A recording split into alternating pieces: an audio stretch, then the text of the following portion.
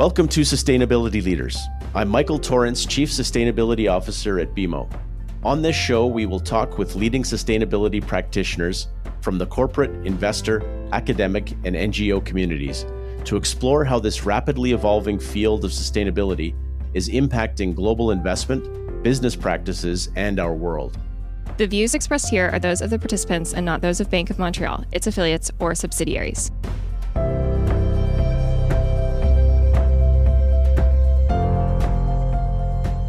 Today, we have a special episode from BMO's In Tune podcast that aired on July 17th, 2024. In Tune features equity research analysts from BMO Capital Markets and explores key emerging themes, trends, and issues which are important to our institutional clients globally. In this episode, Camilla Sutton, Managing Director of Canadian and UK Research in our BMO Equity Research Group, and Doug Morrow, BMO ESG strategist, sat down to discuss how the AI and data center build-out is contributing to a new era of electricity demand. One of the most important investment themes right now is the AI and data center build-out. I'm thrilled to have our ESG analyst, Doug Morrow, join us today to walk us through how to think about this from an ESG investing lens. Doug, let's get this kicked off. In late June, your team published a note titled, "The AI and Data Center Build-Out, Sustainability Impacts, Second-Order Beneficiaries." Walk us through it. What are the key takeaways for investors? Thanks, Camilla. I think the first key takeaway for investors is that AI is really going to push us into a new era of electricity demand. So in the US right now, electricity demand over the last 10 years or so, maybe 12 years, has actually been relatively flat. So even though GDP went up by over 60% over the last 12 years, the amount of electricity used in the economy was relatively stable. This is because of efficiency. Basically, as in other economies, the US economy has become much better at squeezing more value out of each electron due to more efficient manufacturing processes, industrial processes, consumer products, etc. But what's going on now is that AI is coalescing with other trends, including the electrification of transport, the electrification of heating, reshoring, and even climate change to just fundamentally change how much electricity we use. So generative AI models such as ChatGPT are really fun to use. You know, my kids like to use them to ask it questions, but they're 10 times more energy intensive than a Google search. Second, there's going to be a supply response to this trend, and it's not going to be green, or at least not fully green. And what I mean by that is if you look again at the US, for example, about 77% of all new generation capacity brought online last year was renewable. So basically a mixture of wind, solar, and storage. And that's because the US, like most countries, is trying to green its grid. So yeah, to kind of nail it home, 8 out of every 10 megawatts added to the grid last year in the US was zero carbon. But I don't think we're going to see that ratio again for a while. The demand numbers coming from these data centers are just so big that they're going to require more natural gas plants to come online. And we're also going to see existing coal and nuclear assets stretched out as much as possible. So the demand numbers coming from the data centers are just so big that they're going to require more natural gas to come online and existing coal and nuclear assets to be stretched out as much as possible. I mean, we're definitely going to continue to see more renewables come online too, but it's not going to be 77% of the total. Our best guess is something in the neighborhood of 50% gas and 50% renewables. And then the final takeaway for investors here is just to point out that data centers power these generative AI models use large amounts of water to cool their IT equipment. So the typical air-cooled hyperscale data center uses 2.1 million liters of water per day. And most of that has to be potable, i.e. fresh water. And that means that data centers are competing with farmers, local communities, and other industrial users for a resource that is showing more and more signs of strain, especially in places like California, the Colorado River Basin, and parts of the Midwest. So Phoenix is actually the world's second largest data market by commissioned power. And Phoenix is a city that is under growing water strain. So approximately 20% of data centers in the US right now are based in watersheds that face moderate to high stress. And we do not believe that the water and grid congestion impacts of data centers are widely appreciated by local communities, despite some of the protests that we've seen. So yeah, I think this means there is a risk of community opposition to data centers that is probably being underestimated.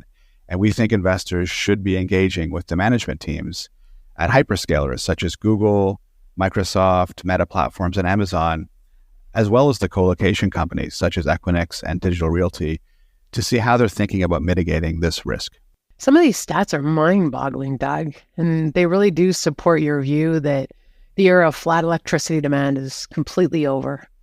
But let's shift gears a little bit, kind of where you left off in the last answer.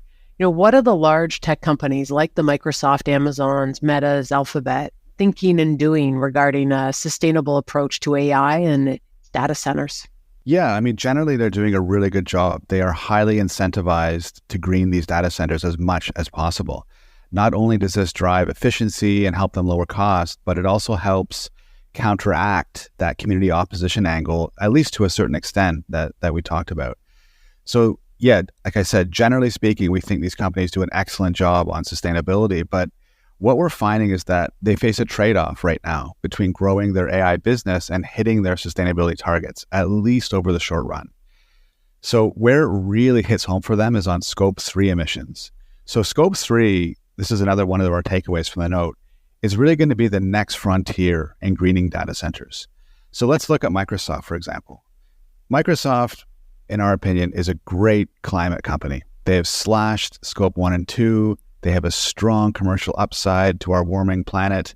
They are part of the BMO Climate Opportunity Screen, but their Scope 3 emissions are 76% off target. And this is mostly due to the embodied carbon in their data centers and IT equipment.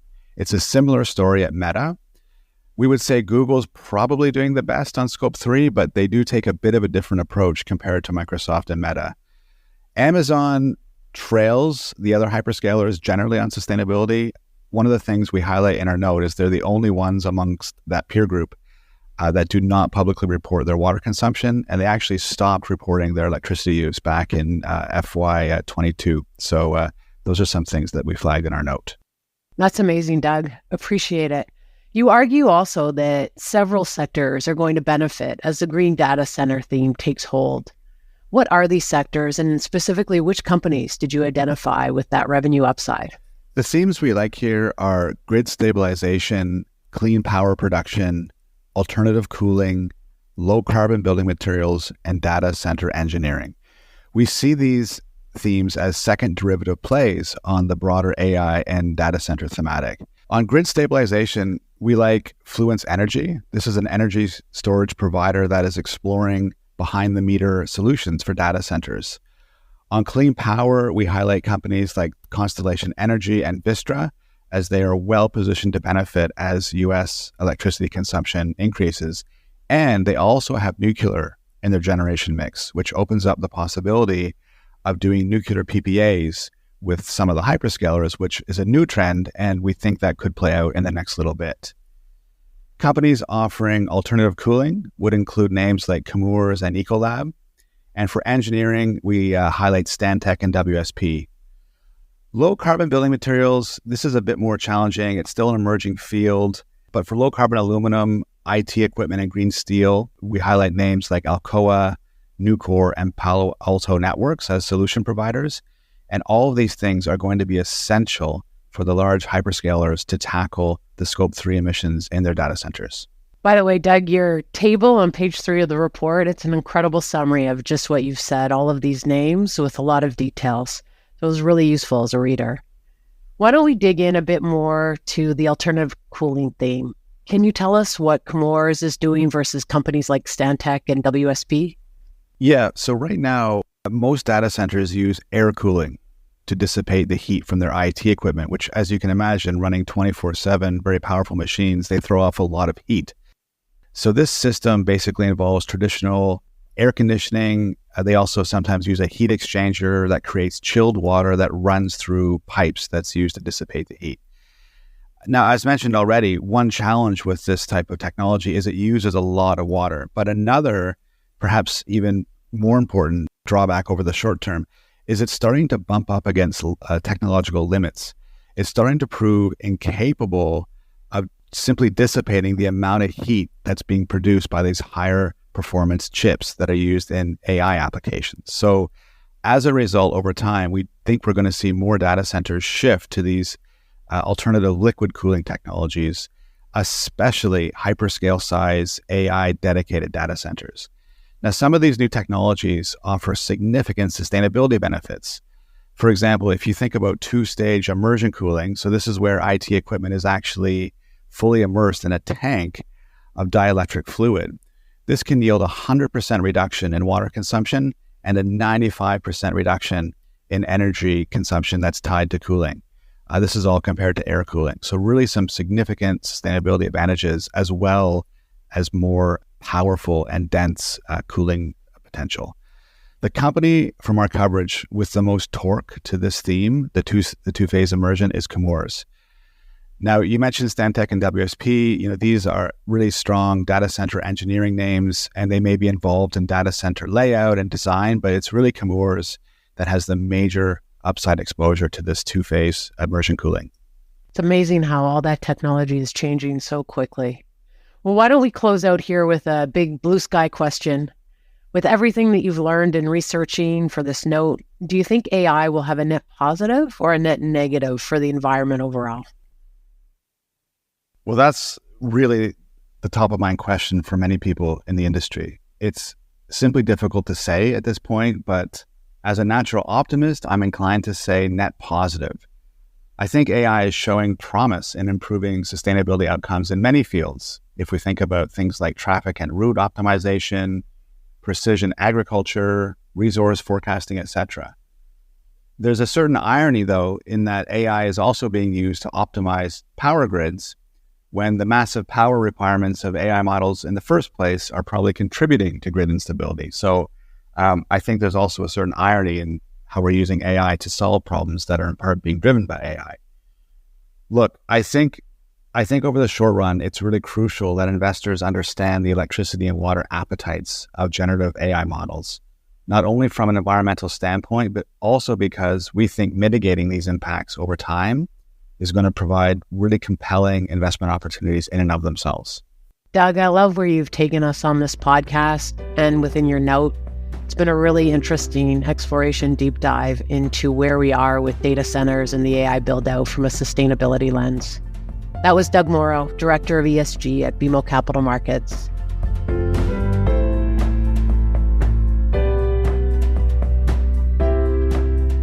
Thanks for listening to Sustainability Leaders. This podcast is presented by BMO. You can find our show on Apple Podcasts, Spotify, or your favorite podcast player. Press the follow button if you want to get notified when new episodes are published. We value your input, so please leave a rating, review, and any feedback that you might have, or visit us at bmo.com/sustainability leaders. Our show and resources are produced with support from BMO's marketing team and Puddle Creative. Until next time, thanks for listening, and have a great week. For BMO disclosures, please visit bmocm.com/podcast/disclaimer.